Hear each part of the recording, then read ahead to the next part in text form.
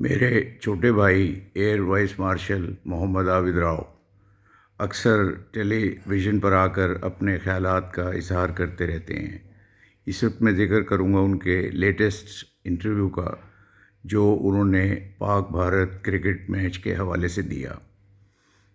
میں نے اس سے بہتر انٹرویو نہیں سنا، اور انہوں نے وہ باتیں کی جو ایک لحاظ سے نئی ہیں کہ مذہب کے جنون کے اس طوفان میں جو سرحد کے دونوں طرف اپنا زہر اچھی طرح پھیلا چکا ہے، انہوں نے جرأت کے ساتھ کچھ کہنے کی کوشش کی۔ اگر یہ سوچ شروع سے اپنا لی جاتی، لیکن میں دیکھتا ہوں کہ اس کی جڑیں جو مذہبی نفرت ہے، انڈیا اور پاکستان کے تعلقات میں جس کو استعمال کیا جاتا ہے، خون خرابہ ہوتا ہے، وہ ذرا دور جانا پڑے گا۔ تو تقسیم ہوئی، یہ بھی ایک مذہبی تقسیم تھی، تو بیج تو وہیں سے بویا گیا تھا۔ میں یہ کہنے کی کوشش کرتا ہوں، لیکن احباب پسند نہیں کرتے، کیونکہ ان کا مائنڈ بھی ایک جو ہماری اسٹیبلشمنٹ کا مائنڈ ہے وہی بن چکا ہے۔ تو کیسے یہ آیا مذہب، یا اس کی شدت کیسے آئی؟ تو بن گئے تھے دو ملک، اس کے بعد مذہب کی بنیاد پر حکومتیں چلانے یا ملکوں کو چلانے یا ایک دوسرے کے ساتھ جنگیں کرنے کی کیا ضرورت تھی؟ تو آپ اگر کوئی اور ایشو ہے تو اس میں مذہب کو نہ شامل کریں۔ مذہب تو ایک ایسا خوفناک چیز ہے، میں تو اسے کہوں گا۔ عابد نے بہت اچھی باتیں کی، لیکن وہ ظاہر ہے اسی ایک دائرے میں کہہ سکتے تھے۔ میں پرائیویٹلی یہ بات کر رہا ہوں کہ مذہب تو جہاں بھی ہوگا، اگر یہ گھر سے باہر ہوگا، نکلے گا، تو یہ ملک کو نقصان پہنچائے گا، اور آہستہ آہستہ بڑھتے بڑھتے دوسرے ملکوں کو نقصان پہنچائے گا۔ وہ خواہ ہندوستان ہے، خواہ افغانستان ہے، خواہ ہم ہے، خواہ ایران ہے۔ تو اس کو آپ دیکھیں یورپ نے کیسے اس کو بوتل میں بند کیا۔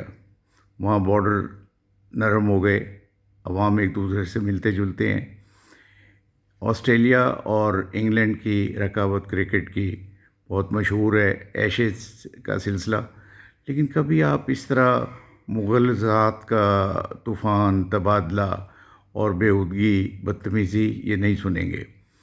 تو سوشل میڈیا کو بھی ہمارے ان دونوں ملکوں میں بہت برے طریقے سے استعمال کیا گیا، اور مادر پدر آزاد لوگوں نے جس کے منہ میں جو آیا اور اس کو، تو یہ بس ہے، میں کس کو کہوں کہ زیادہ ہے، اب ان میں زیادہ ہو گیا ہے، لیکن ہم بھی میرا خیال قصوروار ہیں کافی۔ ہماری ٹیم میں کیا ضرورت تھی؟ لوگوں نے مذہبی اظہار، جب وہ لائن اپ ہوتے تھے نماز پڑھنے کی گراؤنڈ میں اور وغیرہ وغیرہ۔ تو عابد، آئی مسٹ کانگریچولیٹ یو۔ اب آپ نے ایک بہت اچھی بات کہی ہے کہ کون ایسا آدمی آئے گا۔ آج ہم بات کرتے ہیں اتا ترک کی، تو یہاں تو پرویز مشرف جیسے بزدل لوگ آئے، اور ضیاء الحق جیسے بہت ہی ایول، شیطان، خطرناک لوگ آئے۔ اس نے شروع میں آ کے، پرویز مشرف نے نام لیا تھا اتا ترک کا، لیکن دین واٹ ہیپنڈ؟ وہ کوئی جینون آدمی تو نہیں تھا۔ 10 10 سال یہ بیٹھے اور لوٹا ملک کو، اور جو آئے سول کے لوگ انہوں نے بھی لوٹا بہت زیادہ، زرداری، نواز شریف، تو مل جل کے انہوں نے لوٹا۔ کسی اور بات پر اختلاف ہو گیا تو ان کی لوٹ اور کرپشن کا بہانہ بنا کر ان کو گردن سے پکڑ لیا۔ تو یہ میں تو بڑا حیران ہوتا ہوں، اب جو موجودہ حکومت ہے یہ بھی اس کام کو بہت زیادہ بڑھاوا دے رہی ہے، اور مطلب اشارے ہی ہوتے ہیں نا کہ عید میلاد النبی کی چراغاں نہ کرنے پر بڑے بڑے بینکوں کو سیل کر دیا، بھمبر میں، آزاد کشمیر میں۔ سب سے بڑا کیک عید میلاد النبی کا وزیر اعظم نے اس کا افتتاح کیا، تو what is he up to? What is the government up to? State کا تو حلیہ ہی بگڑ گیا ہے. اس کا شروع میں حلیہ ایسا نہیں تھا، اگرچہ مذہبی تقسیم تھی، یہ ہونا ہی تھا، لیکن اتنی بدنما شکل و صورت نہیں تھی. اور پہلے تو ملک کا نام بدلا گیا، پھر ملک کا آئین بدلا گیا، اور یہ زیڈ اے بھٹو کے بعد شروع ہوا تھا. انڈیا میں بھی اسی طرح، کیا کہیں کہ ہمارے رد عمل کے طور پر، یا ان کی اپنی انتہا پسند ایک پارٹی آ گئی پاور میں. وہ مین وجہ وہ ہے کہ یہ مودی کی پارٹی جیت گئی. تو لیکن آفیشلی انہوں نے اپنا جو آئین ہے انڈیا کا، وہ ابھی تک سیکولر ہے، اس کو ہندو آئین قرار نہیں دیا ہے. تو بس ہے دونوں طرف سے بہت زیادہ جنون. حالانکہ میں نہیں سمجھتا کہ مذہب کو کسی کے گھر سے باہر نکل کر سڑک پر آنا چاہیے یا میدان جنگ میں جانا چاہیے. اور بگاڑ اتنا گہرا ہے، مجھے تو خوف آتا ہے کہ ہم نے ہر بچے سے لے کے بوڑھے تک کا جو ذہن ہے وہ بدل کر رکھ دیا ہے. اور مذہب میں تو تقسیم ہی تقسیم ہے. آپ ہسٹری دیکھ لیں کسی مذہب کی، اسلام سمیت، آپ کو کہیں بھی خیریت اور امن نہیں ملے گا. تو لیکن نہیں لوگ سمجھے. اور اب عابد نے بڑی صحیح بات کہی کہ کسی کو تو کھڑا ہونا پڑے گا، کہاں سے کون آئے گا. اب عام آدمی، ہم جیسا کمزور آدمی اگر کوئی یہ بات کرے، پہلے تو گھر والے ہی ڈرانا شروع کر دیتے ہیں کوئی مار دے گا. خیر آدمی جان کا خطرہ لے لے، تو جو ہی آپ ذرا سا کہیں نمایاں ہوں گے تو آپ کو ISI یا کوئی اور گولی مار دے گی. تو دنیا میں ہے، امریکہ میں بھی اسٹیبلشمنٹ کا بہت ہاتھ ہے، برطانیہ میں بھی ہے، وہ چلاتے ہیں. لیکن وہ اس طرح لوگوں کے مائنڈ سیٹ کو مذہبی اس میں کنورٹ نہیں کرتے ہیں. اب انہوں نے تو ایسا حال کر دیا ہے کہ مذہب جیسے ایک شرابی کو شراب کا نشہ لگ جاتا ہے اور وہ نہیں چھوڑ سکتا ہے، اس سے بدتر حال ہمارے مذہبی آدمیوں کا ہے. مجھے ایک مرزا غالب کا شعر یاد آ رہا ہے کہ پی جتنی ملے شب ماہتاب میں، اس بلغمی مزاج کو گرمی ہی راس ہے.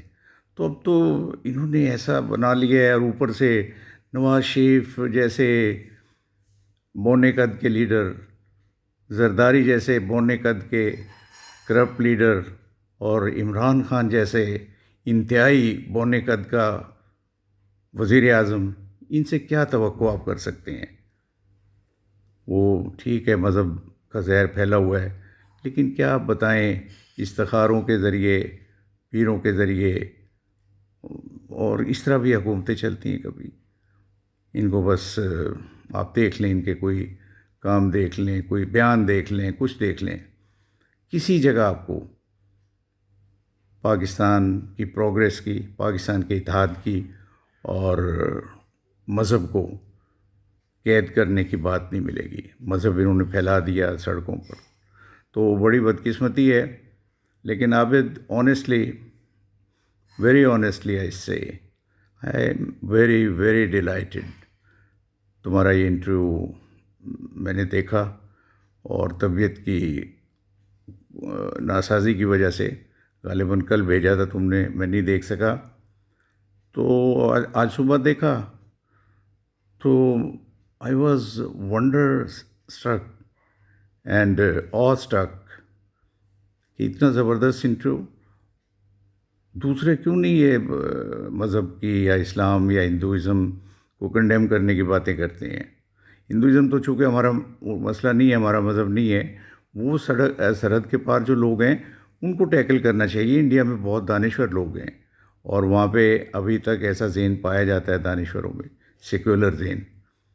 تو یہ مذہب آپ کتنا نقصان کیا ہے. آپ 1947 کی پارٹیشن کو ہی دیکھ لیجئے. یہ مذہبی نفرت تھی جس کی بنا پہ وہ قتل و غارت ہوا تھا. 1 لاکھ آدمی کٹ گئے تھے اور کروڑوں بے گھر ہوئے تھے. تو وہ ہندو مسلمان کی بنیاد پہ تھا نا. تو یہ بیج تو بہت گہرے ہیں، اور کانٹے شاید ہی کبھی یہ نکل سکیں، کون نکالے گا؟ جبکہ آپ کی جو کنٹرول کرتی ہے سانسوں تک کو ملٹری، وہ اس کام میں مشغول ہے کہ مذہب کے زہر کو جتنا ہو سکے پھیلایا جائے تاکہ لوگ سنبھل نہ سکیں، لوگ سوچ نہ سکیں۔ اگر ہم ان کو جنگ میں جھونکیں یا کوئی ان کو طالبان یا ملیشیا بنانے میں جھونکیں تو یہ مذہب کے نام پر جھومتے جھومتے آئیں اور اپنی جان کی بھی پرواہ نہ کریں۔ بات بہت زیادہ بڑھ چکی ہے، کم از کم ہمیں اپنی محفلوں میں تو یہ باتیں کرنی چاہیے۔ میں دیکھتا ہوں ہم بیٹھتے ہیں دوستوں میں اپنے گھر میں، لوگ چپ ہو جاتے ہیں۔ مجھ جیسا ناقص الخیال شخص کوئی بات کرنے کی کوشش کرتا ہے، نو بڈی ایون رسپونڈس، نو بڈی ایون سیز کہ ہاں بھائی اس میں تو ہمیں کوئی گولی نہیں مارے گا اپنے ڈرائنگ روم میں بیٹھ کے بات کرنے سے۔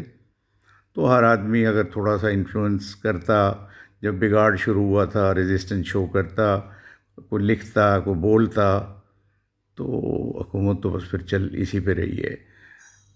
یہاں پہ آزاد ٹیلی ویژنس نہیں ہے، بس ایسے ہی ہیں بیچارے۔ اگر کوئی کوشش کرتا ہے تو حکومت کے ہاتھ میں سب کچھ ہوتا ہے، ان کی گردن مروڑ دیتی ہے۔ اور اسٹیٹ ٹیلی ویژن کا آپ دیکھ لیں جو حال۔ تو Abid, excellent, keep it up, and I appreciate you and I support you in your thoughts. Well done.